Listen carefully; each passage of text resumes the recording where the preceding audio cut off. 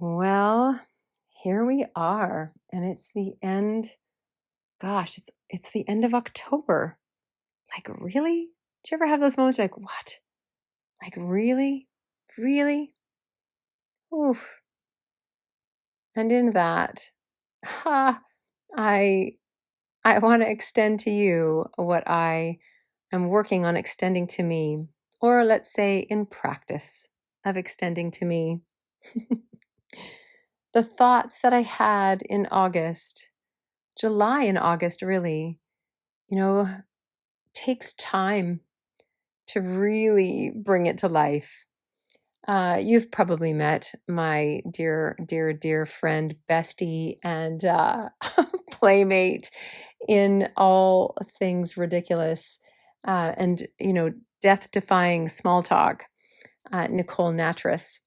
And on retreat with her, writing retreats with her, it is not uncommon to see her come out of the kitchen with a sweaty face and oven mitts on and everything, little bits of food on parts of her outfit, looking at us going, good food takes time. Ah, what a lesson. Good work takes time.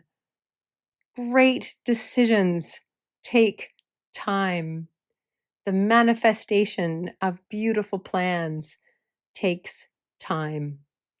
My own story from the core takes time, as does yours. And today I thought I would share a little bit with you about what is moving for me and what you'll find in this update, which is a number of different events coming up between now and the end of December. The story of exposure is the story that I'm in right now.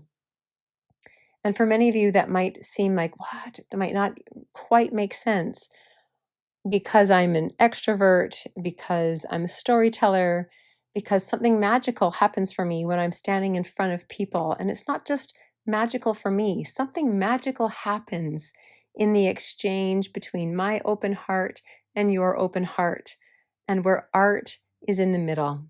Art is like the bridge between us that opens our hearts and takes us places. But somebody's got to start, right? Somebody's got to be at the front of the room doing the art in order for that bridge to unfold. And that's me. And I am incredibly comfortable in that place. So this story of exposure might seem a bit strange for you, but I invite you to remember that in the evolution of our being, you've heard me say this before, in what has been entrusted to you, in the evolution of what has been entrusted to you, there will always be more. There will always be another step off the ledge. There will always be another unfolding that you can't see the end of it yet, but you really think and feel and maybe even hope and dream that there is, that it's there, that path will be there when you take the step. And so for me, that's around this work of exposure.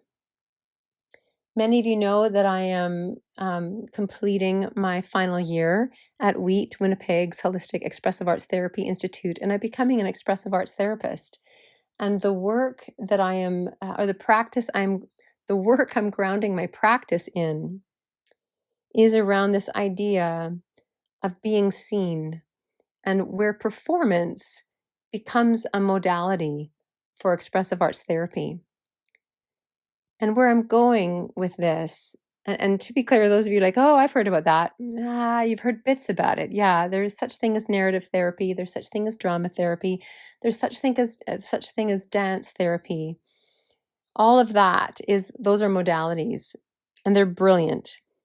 And where I am really settling into, and it's my own work too, as you know, what we teach is also our greatest lesson.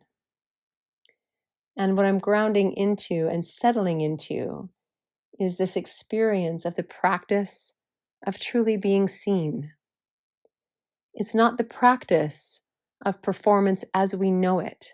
I'm actually dismantling performance or performers.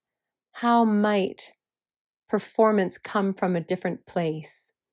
How might I still be in front of you in a heightened state, taking responsibility for the message I am giving you, the connection I am offering you, the bubble and container that I have invited you into? How might I take responsibility for that and yet still feel like it's just you and me here?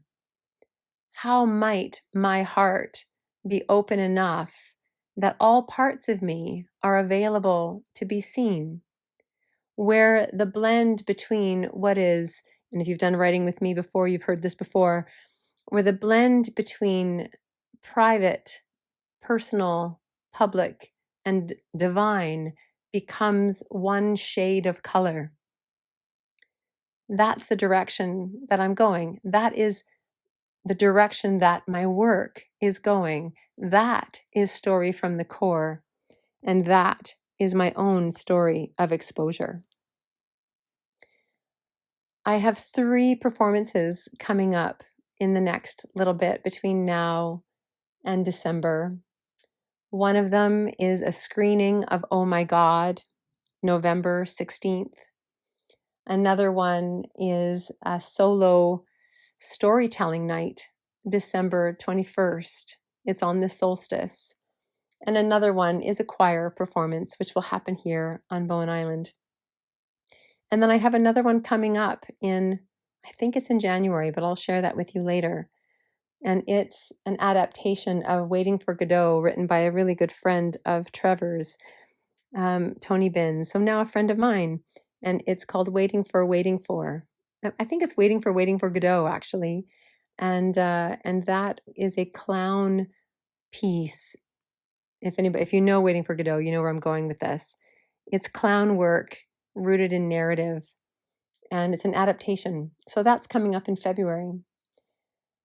So I'm sharing all of this with you, yes, because I'd love for you to come and play in these non-performance performances. Come to the screening, either in person or online. Come to the solstice piece on December 21st on Bowen Island, or come to Waiting for. But what I'm really offering you here is your own step forward into your own understanding of exposure and really letting yourself be seen. So thank you as always, for being here with me, for being a listener, for being in the space of whole body listening and having an experience with me. I think you're awesome.